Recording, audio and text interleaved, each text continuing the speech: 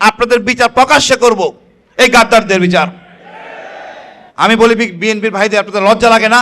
এদেরকে সাইজ করেন, নাহলে আপনারা নিজেরাই সাইজ হয়ে যাবেন।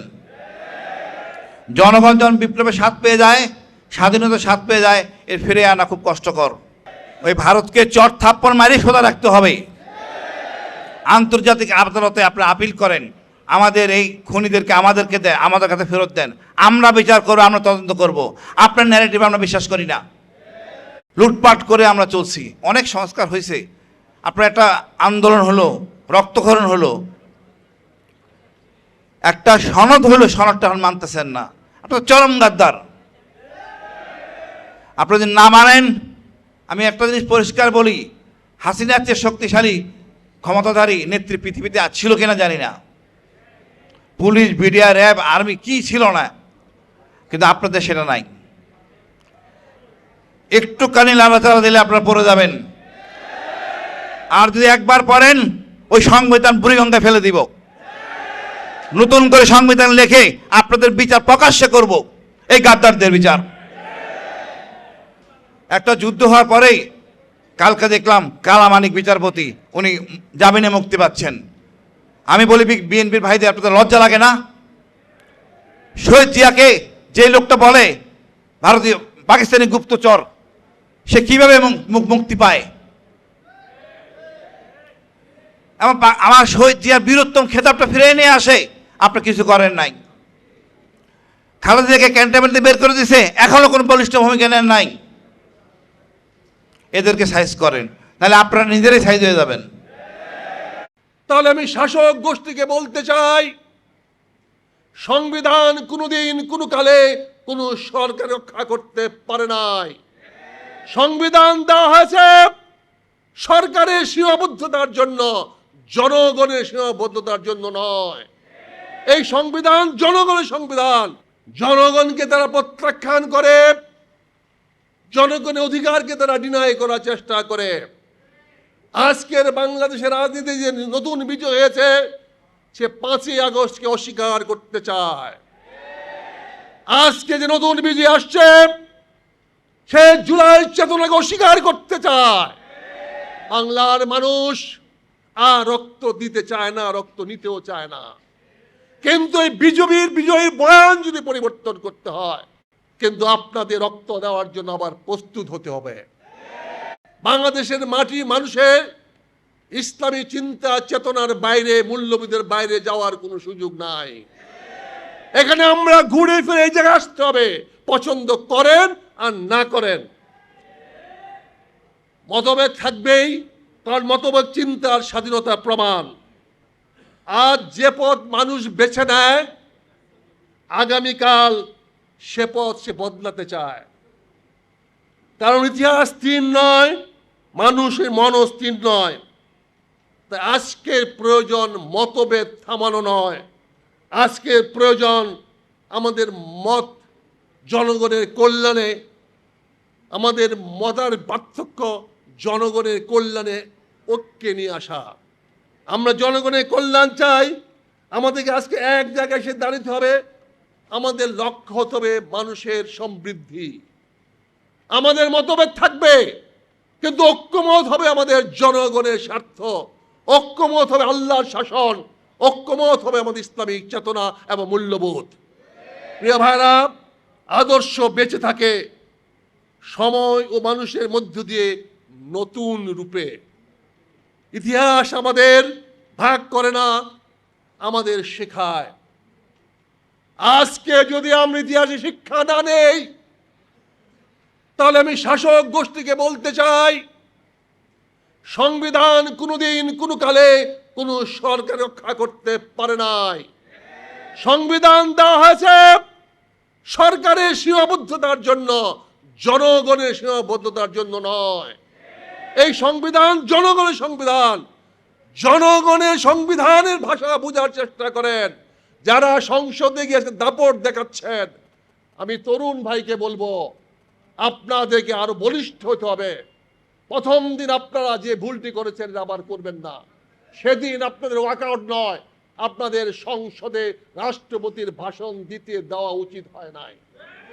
কতক্ষণ আপনার থাকা উচিত ছিল, যতক্ষণ পর্যন্ত রাষ্ট্রপতি তার ভাষণ প্রত্যাখ্যান না করবে, ভুল ভুল পথে হাঁটলে কোনোদিন সঠিক জায়গায় পৌঁছা যায় না। ধন্যবাদ। আসসালামু আলাইকুম। যে মুক্তিযোদ্ধারা জীবন দিয়ে আমাদেরকে স্বাধীন করে গিয়েছিলেন, আমি তাদের আত্মার মাগফিরাত কামনা করছি। আমি সেই সঙ্গে গত জুলাই আন্দোলনে যারা জীবন দিয়ে আমাদেরকে আজকে নতুন করে মুক্তির স্বাদ দিয়েছে, যারা আজকে আমাদেরকে আবার রাজপথে দাঁড়িয়ে প্রকাশ্যে মাথা তুলে কথা বলার সুযোগ দিয়েছে, আমি সেই শহীদ জুলাই যোদ্ধাদের আত্মার প্রতি শ্রদ্ধা জানাচ্ছি, সম্মান জানাচ্ছি। প্রিয় ভাইয়ের আমার, আজকে আমরা ইতিহাসের এমন একটা মহেন্দ্রক্ষণে এসে দাঁড়িয়েছি যেখানে আজকে ইতিহাস পরিবর্তন হয়ে গেছে, নতুন প্রত্যাশা সৃষ্টি হয়েছে, নতুন ধারণা সৃষ্টি হয়েছে। যুগে যুগে ইতিহাস বদলায়, ইতিহাস স্থির থাকে না, কারণ জনগণের মন স্থির থাকে না। মনগণ পরিবর্তন হয়, মনস্তাত্ত্বিক পরিবর্তন হয়, তার সঙ্গে ইতিহাস নতুন করে লেখা হয়। আজকে 2026 সনে দাঁড়িয়ে আমি যখন এই 25শে মার্চের কথা চিন্তা করি, তখন ভাবি এই 25শে মার্চে রাত্রে তো আমিও ঢাকা শহরে ছিলাম।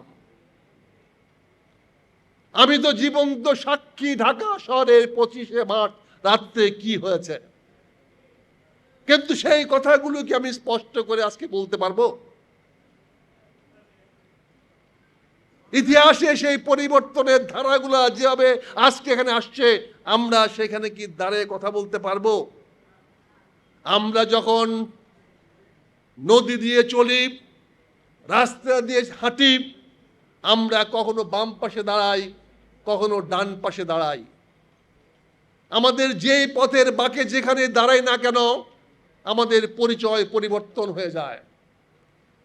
আমরা কে কোথায় কখন দাঁড়িয়ে আছি, আমাদের পরিচয় সেখান থেকে শুরু হয়। প্রিয় ভাইয়ের, আমরা আজকে আমাদের যে বিবর্তন হয়েছে, আমি যদি 1941 সন থেকে শুরু করি, তাহলে আমরা কি দেখতে পাই?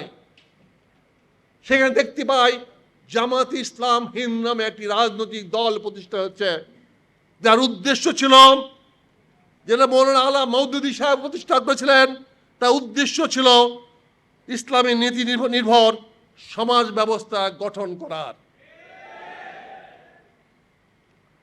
সেই উদ্দেশ্য 41 সনে যাত্রা শুরু হয়েছে। তারপরে 47 সনে আমরা একটা মুসলমান ভূখণ্ড পেলাম, কিন্তু ইসলাম পেলাম না। দেশ পরিবর্তন হলো, কথা ছিল সেখানে ইসলামী চিন্তা, চেতনা, আদর্শ বাস্তবায়িত হবে, কিন্তু সেটা হলো না। তারপরে দেখলাম নতুন রাজনৈতিক দলের জন্ম হয়েছে 1949 সনে সরওয়ার্দী সাহেবের নেতৃত্বে, মৌলানা ভাসানী সাহেবের নেতৃত্বে, যার নাম ছিল আওয়ামী মুসলিম লীগ। তার মানে আদর্শ কিন্তু কাছাকাছি, মূল্যবোধ কিন্তু ইসলাম ধর্মীয়, কিন্তু সেখানেও দেখলাম আমাদের পথ দুই দিকে বেঁকে যাচ্ছে। একজন আমরা বলছি আমাদের হবে লক্ষ্য ইসলামী নীতি নির্ভর, আরেকজন বলছে তাদের লক্ষ্য হবে জনগণের অধিকার। আমরা একজন চেয়েছি আল্লাহর শাসন, আরেকজন চাচ্ছি আমরা জনগণের শাসন। এখানে বিভেদ ছিল না, এখানে সমন্বয় করা প্রয়োজন ছিল। আল্লাহকে ডিনাই করে পৃথিবীতে আমরা কেউ থাকতে পারবো না। আর 90% মুসলমান যেখানে বাস করে, সেখানে আল্লাহ প্রতিটি ঘরে ঘরে, প্রতিটি কাজে কাজে থাকতে হবে। সেখান থেকে আমরা ধাপে ধাপে 52তে আসলাম ভাষা আন্দোলন নিয়ে।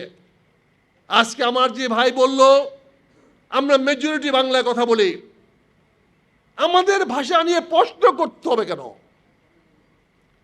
কিন্তু কোনো মাইনরিটি আমাদেরকে ডিনাই করার চেষ্টা করেছে। সেদিন মেজরিটির কথা তারা শুনতে পারে নাই। তারপরে আসছে 58 সনের সে আইয়ুব খানের মার্শাল ল, আমাদের অধিকারকে সংকুচিত করা হয়েছে। তার পথ ধরে আসছে 69 গণ আন্দোলন, যেখানে আবার রাজপথ কথা বলেছে, যেখানে আবার নেতাদের মুখের কথা জনগণ কেড়ে নিয়ে রাজপথে সিদ্ধান্ত হয়েছে। তারপরে আমরা দেখেছি এহিয়া খানের উদ্ভব, আইয়ুব খানের পতন। তারপরে দেখেছি ৭০-এর নির্বাচন, যেখানে আওয়ামী লীগ রাজনৈতিক দল হিসেবে দাঁড়িয়ে গেছে। জামাত ইসলাম জনগণের রায় পায় নাই, কিন্তু তার আদর্শ ইসলামী চেতনা মূল্যবোধ থেকে সে সরে যায় নাই। তারপরে আমরা দেখলাম শুরু হলো বুট্টু সাহেবের ষড়যন্ত্র।